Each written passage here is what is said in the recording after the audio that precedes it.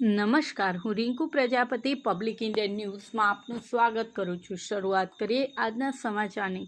ડેમોલમાં મંદિર પાસે 6 ફૂટ લાંબા મગરે દેખા દીધી। વરસાદ પડતા જ આણંદ જિલ્લાના જુદા જુદા ગામડાઓમાં મગર નીકળવાના બનાવો વધી ગયા છે।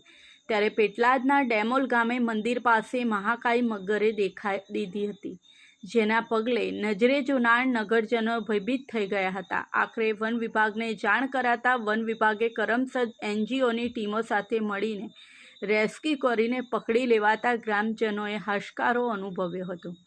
પ્રાપ્ત માહિતી અનુસાર પેટલાદ ડેમોલ ગામે આવેલ મહાકાળી માતાના મંદિર પાસે 6 ફૂટ લાંબો મગર ઘસી આવ્યો હતો, ત્યારે નજરે જોનાર નગરજનોમાં અફડાતફડી મચી ગઈ હતી।